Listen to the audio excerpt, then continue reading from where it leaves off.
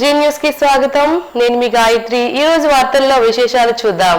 జిల్లా రైతాంగానికి సాగునీటి ఇబ్బందులు లేకుండా వంశధార ప్రాజెక్టు నుంచి 2000 క్యూసెక్కుల నీటిని విడుదల చేసినట్లు రాష్ట్ర వ్యవసాయ శాఖ మంత్రి కింజరాపు అచ్చెన్నాయుడు తెలిపారు. ప్రస్తుత ఖరీఫ్ సీజన్ సాగు అవసరాలను దృష్టిలో ఉంచుకొని విడుదల చేసిన ఈ నీటితో ఆయకట్టు పరిధిలోని అన్ని చెరువులను తక్షణమే నింపుకోవాలని ఆయన రైతులకు సూచించారు. సాగునీటి సరఫరాలో ఎలాంటి వ్యత్యాసాలు రాకుండా ప్రతి ఎకరానికి నీరందేలా ఇరిగేషన్ ఇతర శాఖల అధికారులతో రైతులు నిరంతరం సమన్వయం చేసుకోవాలని కోరారు.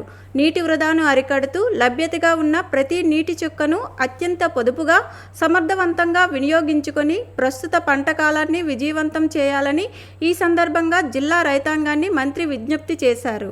రాష్ట్ర వ్యాప్త ఆదేశాల మేరకు ఈ నెల 11న జిల్లా వ్యాప్తంగా నేషనల్ లోక్ అదాలత్ నిర్వహించినట్లు జిల్లా న్యాయమూర్తి జునైద్ అహ్మద్ మౌలానా తెలిపారు.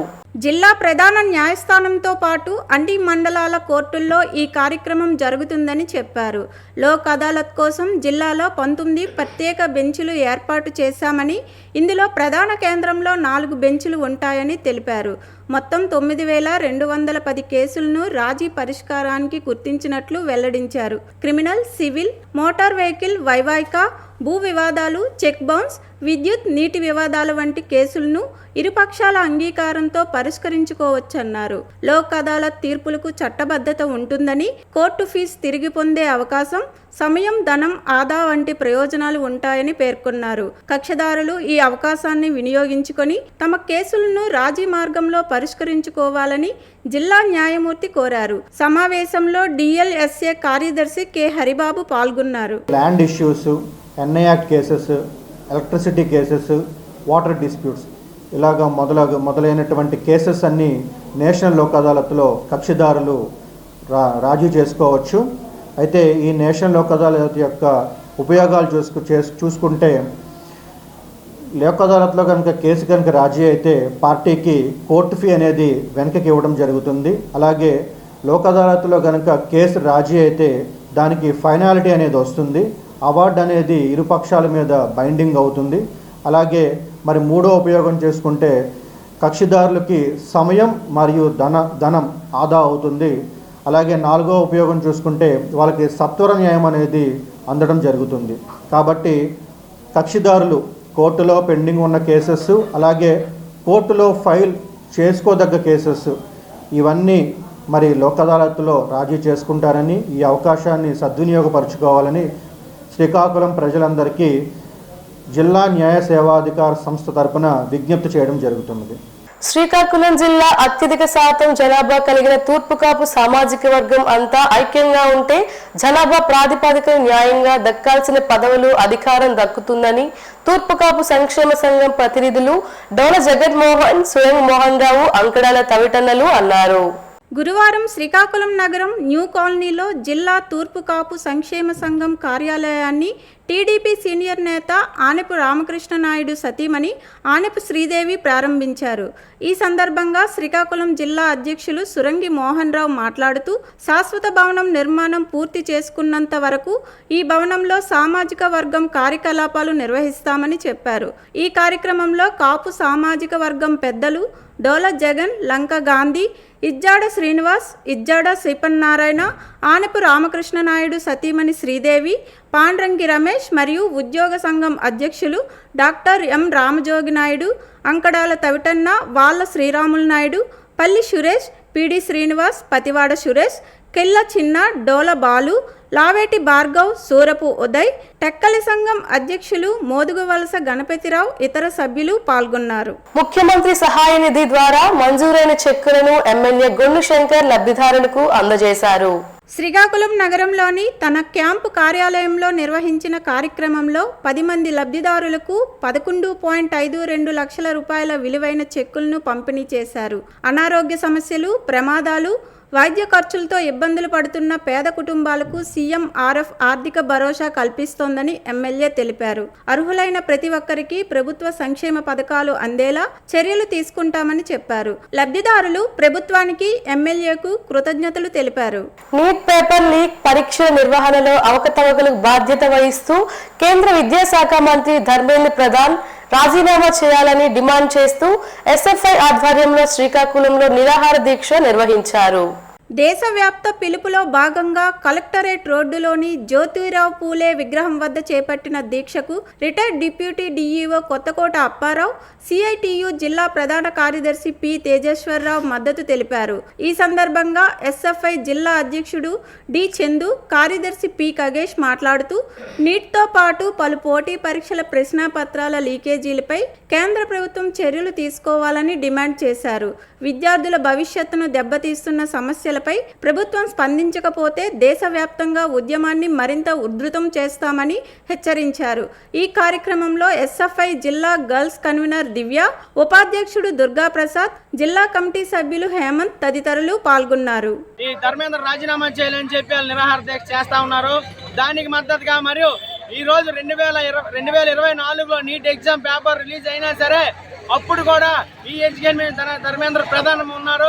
అప్పుడు కూడా ఎటువంటి చర్యలు తీయలేదు.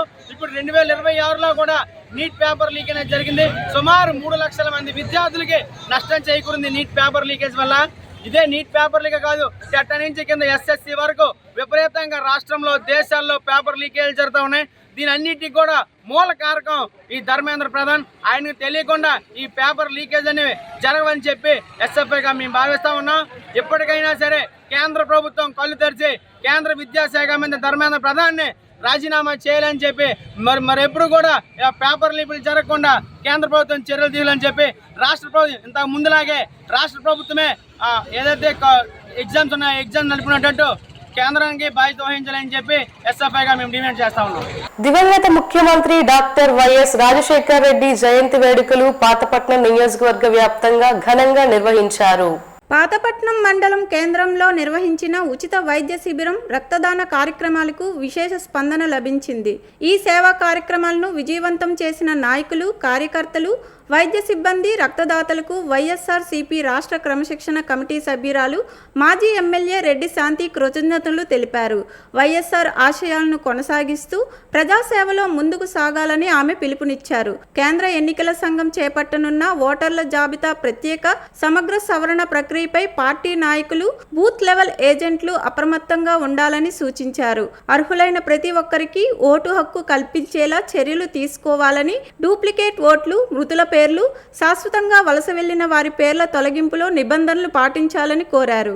దివ్యాంగుల సంక్షేమ బ్యాక్లాగ్ పోస్టులకు దరఖాస్తు చేసుకున్న అభ్యర్థులు అవసరమైన ధృవపత్రాలను సమర్పించాలని జిల్లా కలెక్టర్ స్వప్నల్ దినకర్ పున్కర్ తెలిపారు. 2025-26 సంవత్సరానికి వివిధ ప్రభుత్వ శాఖల్లో దివ్యాంగులకు రిజర్వ్ చేసిన బ్యాక్లాగ్ ఖాళీల భర్తీకి జారీ చేసిన నోటిఫికేషన్లో భాగంగా వచ్చిన దరఖాస్తుల పరిశీలనలో కొంతమంది అభ్యర్థులు అవసరమైన పత్రాలు సమర్పించలేదని తెలిపారు. అలాంటి అభ్యర్థుల జాబితాను జిల్లా కలెక్టర్ కార్యాలయ నోటీస్ బోర్డుతో పాటు జిల్లా వెబ్సైట్లో అందుబాటులో ఉంచినట్లు పేర్కొన్నారు. జాబితాలో పేర్లు ఉన్న అభ్యర్థులు జూలై 9 నుండి 7 రోజుల్లోపు అవసరమైన ధ్రువపత్రాలను జిల్లా కలెక్టర్ కార్యాలయంలోని ఏ సెక్షన్ డ్రాప్ బాక్స్లో లేదా రిజిస్టర్డ్ పోస్ట్ ద్వారా సమర్పించాలని సూచించారు. గడువులోగా పత్రాలు సమర్పించని వారి అభ్యర్థిత్వం అనర్హంగా పరిగణించబడుతుందని తెలిపారు. కొత్త దరఖాస్తులు స్వీకరించబడవని, జాబితాలో ఉన్న అభ్యర్థుల నుంచి మాత్రమే ధ్రువపత్రాలు తీసుకుంటామని కలెక్టర్ స్పష్టం చేశారు. శ్రీకాకుళం నగరం ఏపీహెచ్బి కాలనీలోని బెహరా మనా వికాస్ కేంద్రాన్ని జిల్లా న్యాయ సేవాధికార సంస్థ కార్యదర్శి కె హరిబాబు సందర్శించారు. రాష్ట్ర న్యాయ సేవాధికారి సంస్థ ఆదేశాలు, జిల్లా ప్రధాన న్యాయమూర్తి జునైద్ అహ్మద్ మౌలానా సూచనల మేరకు నిర్వహించిన ఈ పర్యటనలో దివ్యాంగ చిన్నారులు పొందుతున్న విద్యా, శిక్షణ, వినోద కార్యక్రమాలను పరిశీలించారు. చిన్నారులతో కలిసి ఆటల్లో పాల్గొని విద్యా సామాగ్రి ద్వారా వారికి పలు నైపుణ్యాలను నేర్పించారు. వారి ప్రతిభను చూసి అభినందించారు. ఈ సందర్భంగా కేంద్రం సిబ్బందిని కలిసి చిన్నారులకు అందిస్తున్న ప్రత్యేక శిక్షణ, థెరపీ, కౌన్సిలింగ్ సేవల వివరాలను తెలుసుకున్నారు. దివ్యాంగ పిల్లలకు సమాజంలో సమాన గుర్తింపు, అవకాశాలు కల్పించడం ప్రతి ఒక్కరి బాధ్యత అని హరిబాబు పేర్కొన్నారు. పొగాకు రైతులకు న్యాయం జరిగేలా కనీస మద్దతు ధరకు కొనుగోలు జరపాలని ముఖ్యమంత్రి నారా చంద్రబాబు నాయుడు కంపెనీలను ఆదేశించారు. రైతులను ఇబ్బంది పెట్టేలా వ్యవహరిస్తే కఠిన చర్యలు తీసుకుంటామని హెచ్చరించారు. సచివాలయంలో పొగాకు కొనుగోళ్ల పరిస్థితిపై అధికారులు, కంపెనీల ప్రతినిధులతో సీఎం సమీక్ష నిర్వహించారు. వేలం ప్రక్రియను వేగవంతం చేసి రైతుల్లో నమ్మకం కల్పించాలని సూచించారు. టొబాకో బోర్డు పనితీరుపైన అసంతృప్తి వ్యక్తం చేశారు. రాష్ట్ర ప్రభుత్వం నిర్ణయించిన కిలోకు 200 రూపాయలు కనీస మద్దతు ధర తగ్గకుండా మొత్తం కొనుగోళ్లు పూర్తి చేయాలని ఆదేశించారు. ఇండెంట్ ఇచ్చి కొనుగోళ్లు తగ్గించడం సరికాదన్నారు. ఈ సందర్భంగా అధికారులు మాట్లాడుతూ కంపెనీలు 142 మిలియన్ కేజీల పొగాకు ఇండెంట్ ఇవ్వగా రైతులు 232 మిలియన్ కేజీల పంట ఉత్పత్తి చేశారని తెలిపారు. డిమాండ్కు మించి సాగు, ఎగుమతులు తగ్గుదల కారణంగా ధరలపై ప్రభావం పడిందన్నారు. ఈ సమీక్షలో మంత్రులు కింజరాపు అచ్చెన్నాయుడు, ఆనం రామ్ నారాయణ రెడ్డి, గొట్టిపాటి రవికుమార్, డోలా బాల వీరాంజనేయ స్వామి తదితరులు పాల్గొన్నారు. ప్రభుత్వ ఉద్యోగులు, ఉపాధ్యాయులు, పెన్షన్ల సమస్యల పరిష్కారం కోసం ఉద్యమానికి సిద్ధమవుతున్నామని ఏపీజేఏ అమరావతి రాష్ట్ర చైర్మన్ బొప్పరాజు వెంకటేశ్వర్లు తెలిపారు. ఈ నెల 12న శ్రీకాకుళంలో నిర్వహించనున్న ఉద్యమ సన్నద్ధ సభ సిక్కోలు గర్జన కార్యక్రమానికి ఉద్యోగులు పెద్ద సంఖ్యలో తరలివచ్చి విజయవంతం చేయాలని పిలుపునిచ్చారు. గురువారం శ్రీకాకుళం నగరంలోని రెవెన్యూ గెస్ట్ హౌస్లో ఏపీజేఏ అమరావతి ఆధ్వర్యంలో నిర్వహించిన విలేకరుల సమావేశంలో బొప్పరాజు వెంకటేశ్వర్లు మాట్లాడారు. కూటమి ప్రభుత్వం అధికారంలోకి వచ్చిన తర్వాత ఉద్యోగుల సమస్యలు పరిష్కారం అవుతాయని ఆశించామని, అయితే 2 ఏళ్లు గడిచినా తమ సమస్యలపై ఆశించిన స్థాయిలో చర్యలు కనిపించడం లేదని ఆవేదన వ్యక్తం చేశారు. పీఆర్సీ కమిషన్ నియామకం, పెండింగ్లో ఉన్న డిఏల విడుదల, ఇంటీరం రిలీఫ్, సరెండర్ లీవులు, ఎర్న్ లీవుల బకాయిల చెల్లింపు, రిటైర్డ్ ఉద్యోగుల ప్రయోజనాల పరిష్కారం వంటి అంశాలపై ప్రభుత్వం తక్షణమే స్పందించాలని డిమాండ్ చేశారు. గత ప్రభుత్వ కాలంలో పెండింగ్లో ఉన్న వేల కోట్ల రూపాయల బకాయిల వివరాలను ఉద్యోగుల పే స్లిప్లో స్పష్టంగా చూపించాలని కోరారు. పని ఒత్తిడి, ఆర్థిక ఇబ్బందులతో ఉద్యోగులు, ఉపాధ్యాయులు, పెన్షనర్లు తీవ్ర ఇబ్బందులు ఎదుర్కొంటున్నారని తెలిపారు. చట్టబద్ధంగా రావాల్సిన ఆర్థిక ప్రయోజనాలు సకాలంలో అందకపోవడంతో ఉద్యోగుల కుటుంబాలు ఆర్థిక భారాన్ని ఎదుర్కొంటున్నాయని అన్నారు. ఉద్యోగ సంఘాలన్నీ ఏకతాటిపైకి వచ్చి సమస్యలను ప్రభుత్వం దృష్టికి తీసుకెళ్లాయని, అయినప్పటికీ స్పష్టమైన హామీ లభించకపోవడంతో ఉద్యమ కార్యాచరణకు సిద్ధమవుతున్నామని చెప్పారు. రాష్ట్ర వ్యాప్తంగా జిల్లా, డివిజన్ స్థాయిలో నాయకత్వాన్ని సమాయత్తం చేస్తున్నట్లు వెల్లడించారు. ఎవరి దగ్గర నుంచి ఎలాంటి స్పష్టమైనటువంటి హామీ లభించని పక్షంలో ఇటు ఉద్యోగులకు చెప్పుకోలేక, ఇటు ప్రభుత్వంలో మాకెవరు సమాధానం చెప్పే స్థితి లేక ఏపీజేఏ అమరావతి పక్షాన ఉద్యోగ సంఘాలమని ఏకమైపోయి